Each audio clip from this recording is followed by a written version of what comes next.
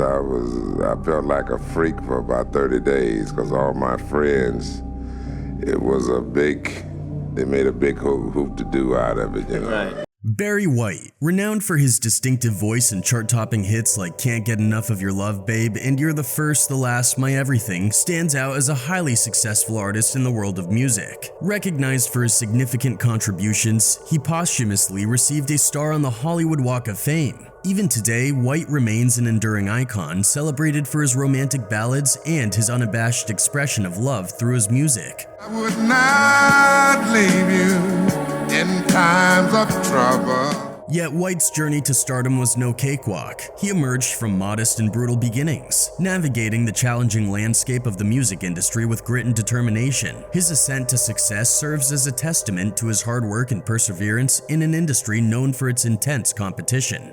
I am myself at all times, you know. If I walk in a room, I speak.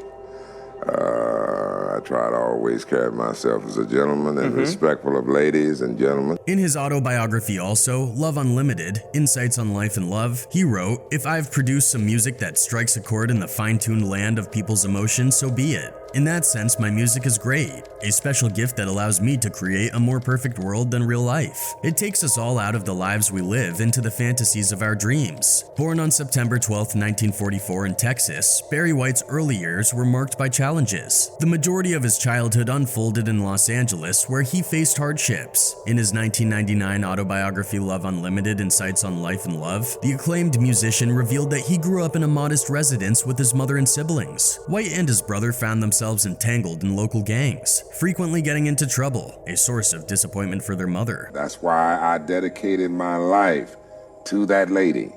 To this day, to the day I die, I will make music. Barry White's immersion in the world of music began early in life. Although born in Galveston, Texas, he made an early move to Los Angeles. His mother, Sadie, a piano teacher, played a pivotal role in shaping his musical journey. At the tender age of 4, she imparted the art of harmonization to him. An early demonstration of his musical prowess occurred when Sadie sang Silent Night, and young Barry effortlessly contributed the harmony. Despite this early exposure, White never acquired the ability to read or write music. It's nothing out of the ordinary. It's just my voice is extremely low. It's different than a lot of other guys. Despite the absence of formal musical notation skills, his passion for music flourished. He actively participated in his church, playing the organ and lending his voice to the choir. Impressively, he mastered various instruments. Remarkably, at the age of 11, he made his debut in the recording scene, showcasing his piano skills on Jesse Belvin's hit Goodnight My Love. And bring you closer.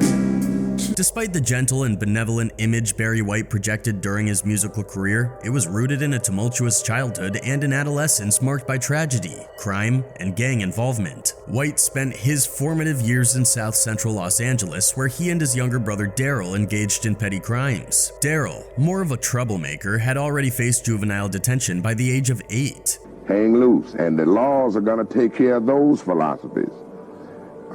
Palimony now.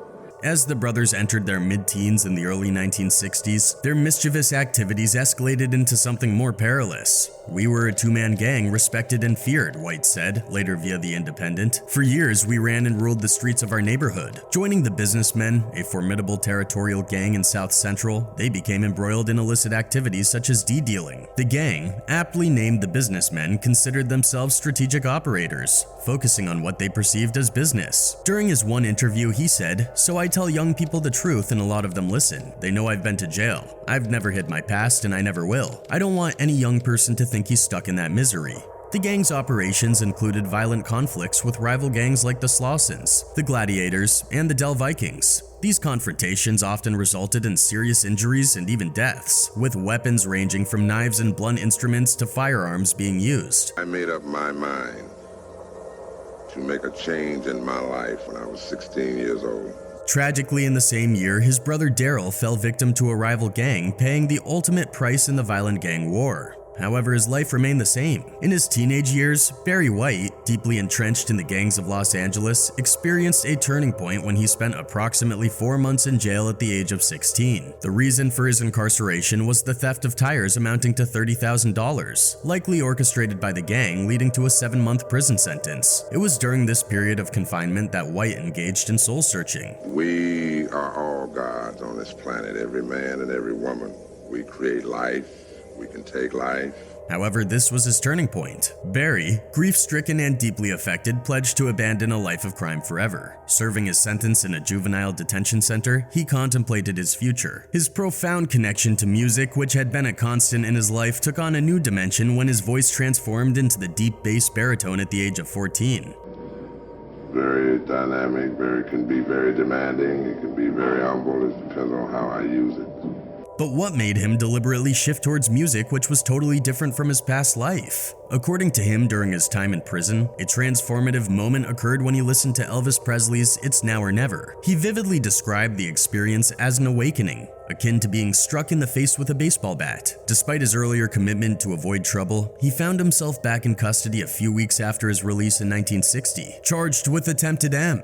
Fortunately, he was exonerated when his alleged victim emerged from a coma and accurately identified the true assailant. I like to think I've changed to a better person, to a more aware person. I feel that everything must change.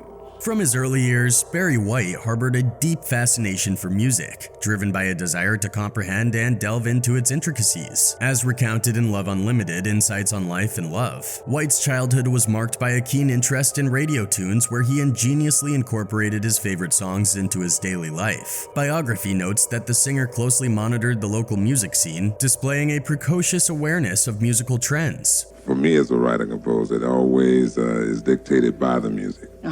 A lot of writers write lyrics first, then they find the music. The music always dictates the lyrics for Barry White, yeah. Reflecting on his connection to music, White expressed, "Ever since I was a little boy, whenever I heard a song on the radio I liked, I made it my song. Whether alone or with a companion, each song became a poignant memory, a touchstone linking him to the moment of its discovery." He emphasized that music played a pivotal role in his romantic encounters, serving as a soundtrack to his emotions and connections with others. As a member of his church choir and a devoted consumer of diverse musical genres, White's early exposure laid the groundwork for his future as a prominent musician. When he eventually crafted his own music, he purposefully aimed to inspire love and connection among audiences worldwide. Love is many things. Love is knowledge, love is warmth, love is understanding, love is people.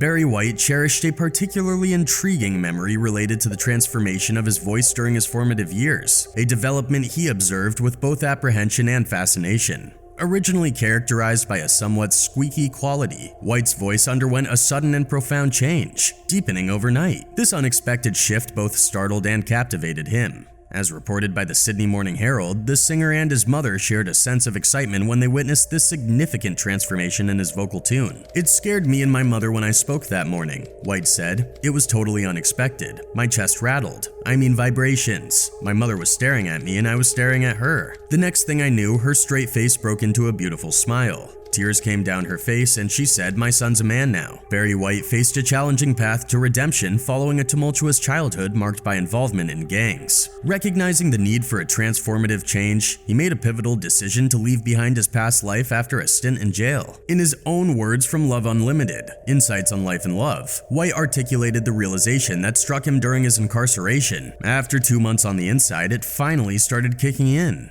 I have to change my ways because if I don't, I'm going to end up in jail the rest of my life." Although fully aware of the difficulty in breaking his ingrained habits, White saw no alternative path forward. Shortly after his release, a serendipitous offer from friends to join a band as a bass singer represented itself. Until that moment, the idea of a musical career hadn't crossed his mind. White considered this invitation in 1960 as the turning point that altered the trajectory of his life. However, merely deciding to pursue music wasn't sufficient. Through persistence and determination, White gradually climbed his way to the pinnacle of success. When I turned 17, I looked around me, and everywhere I looked, it was depression, people who were just going around. Barry White's breakthrough into significant success unfolded during the 1970s, marking a pivotal period in his career. Notably, he established the girl group Love Unlimited and assumed the role of a producer, cementing his influence in the music industry. A crucial turning point came when he crossed paths with businessman Larry Nunez through a friend, who provided essential financial support for White's album. The album, titled From a Girl's Point of View We Give to You, Love Unlimited, became a landmark project in his career. In Love Unlimited, Insights on Life and Love, White expressed astonishment and gratitude at the fortuitous encounter with Nunez. He wrote, "I couldn't believe it.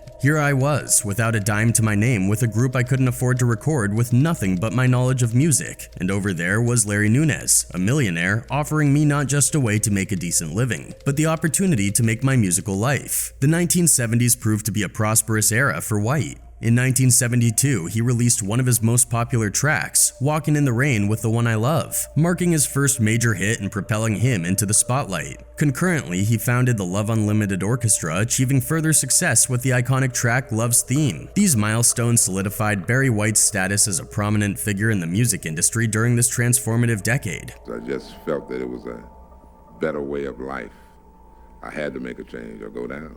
Barry White distinguished himself by embracing risks and pushing the boundaries of his musical career. His solo album, I've Got So Much to Give, showcased his bold approach, featuring the popular track, I'm Gonna Love You Just a Little More Baby. Eager for further creative control, White ventured into entrepreneurship and founded his own label Unlimited Gold in collaboration with CBS Columbia Records in 1979. However, the 1980s proved to be a challenging period for Barry White, marked by setbacks and losses. Attempting to replicate earlier successes with albums like The Right Night and Barry White and The Man Is Back in the late 80s, White faced tough times until the 1990s. A breakthrough came with his 1994 album The Icon Is Love, earning him 2 Grammy Awards in 1999 for the song Staying Power. White's career navigated the evolving landscape of disco, and he managed to retain a dedicated fan base. And the winner is Barry White. On behalf of everybody at 20th Century, with all my heart, I thank all of you. Thank you. Despite his musical achievements, Barry White faced public misunderstandings and occasional ridicule. The media at times criticized him for his steamy lyrics, categorizing his music as trashy. Unfazed, White embraced this image and even participated in self-deprecating comedy, appearing as himself on The Simpsons.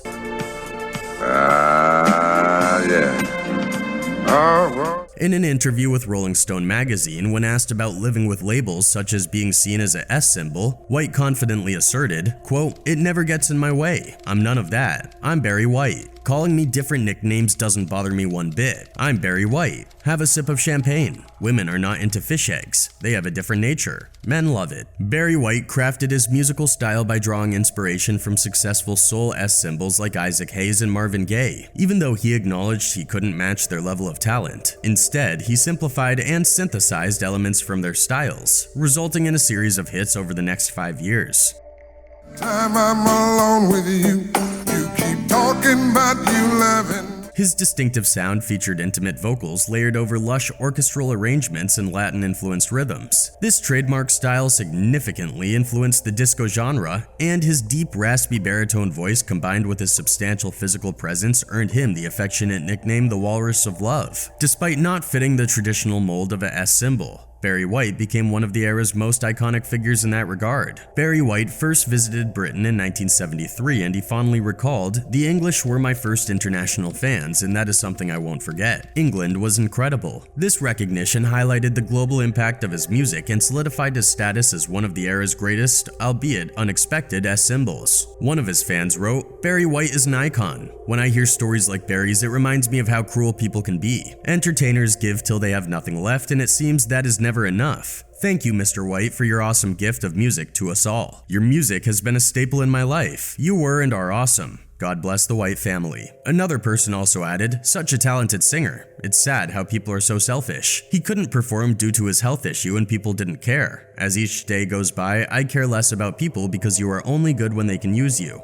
One more person penned, "Whenever I hear Barry White sing, I feel like he is singing exclusively to me. I put a big smile on my face while I'm listening because I realize that probably at least 50 million women or more feel exactly like me. R.I.P. Barry, we still love you now and always. Despite Barry White's numerous honors and successes throughout his career, there was one unfulfilled dream that he didn't have the chance to realize. In Love Unlimited, Insights on Life and Love, White wrote about the missed opportunity to collaborate with one of his favorites, Marvin Gaye. They were in the process of finalizing a project together when the untimely death of Marvin Gaye abruptly ended the possibility of their collaboration. His passing hit me so hard and deep, White wrote. It broke my heart. He was looking to make an even bolder leap, to stretch, to work himself to a new level. Now he is gone forever. It is everybody's loss. The loss was very personal for White, who spoke to Gaye just days before he died. Gaye asked the musician to help him with his next album and produce it. White told him, "Marvin, you're insane. You don't need a producer. That's the last thing you need."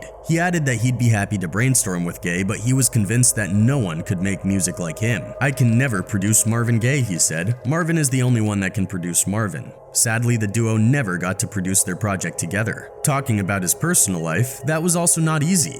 Barry White, despite being renowned as the king of romance in the music industry, faced challenges in his own love life, marked by unsuccessful marriages. His romantic endeavors did not culminate in happy endings, with both of his marriages leading to divorce. Women is still God's greatest gift to man. Whether he can acknowledge that or not, and there's many reasons why he can't. His first wife, Mary, was a childhood friend, and together they had 4 children. However, their journey together concluded with a separation in 1969. Barry White's second marriage was to Glodian James, a member of the female group Love Unlimited. Despite collaborating on the song Walkin' in the Rain with the One I Love, they eventually decided to part ways in 1988. In a 1995 interview with Rolling Stone, when asked about his love life, Barry White responded succinctly, "I'm relaxing. I'm enjoying my life, and I let things do what they do. I've already got one lady, music." This statement reflects his focus on his career and passion for music amid the challenges in his personal relationships. After that, Barry White faced significant health challenges in his final days, as reported by MSN. According to a docuseries titled Autopsy, Barry White, the singer encountered difficulties in even standing on his own 2 feet. White's half-sister Sandra shared insights in the docuseries revealing, quote, "The last concert that I saw of Barry's, he could barely stand up. He managed to get through it, and then I understand he almost collapsed after he walked off stage." Despite these alarming signs, White was reportedly hesitant to seek help, as Sandra mentioned. "I was around Barry a lot. During that time we would talk a lot, and I could tell he was getting tired a lot." Furthermore, Barry White grappled with weight concerns throughout a significant portion of his life. In 2003, he experienced a stroke that impacted his speech, and he also coped with a deteriorating kidney and acute blood pressure issues. These health challenges compelled him to withdraw from numerous live shows. Unfortunately, as his condition worsened, White became the target of ridicule from audiences during concerts and live performances. The strain on his health made it increasingly difficult for him to maintain energy and animation while on stage, leading to a challenging and exhausting experience. According to information shared by Ned Shankman, White's manager, in the documentary Autopsy Barry White, people did not respond compassionately to the singer's ailing health. "I used to be intimidated by your size, but you've disappeared. Have you lost a lot of weight? Yeah, How do you do that?" stopped eating. Like many other notable figures worldwide, Barry White emerged from adversity with lessons learned. Despite the haunting memories of gang life in the early 1960s South Central Los Angeles and the loss of his brother, he channeled his sorrow into the creation of his distinctive mellow tunes. White's ability to turn hardship into art became a testament to his resilience and artistic prowess.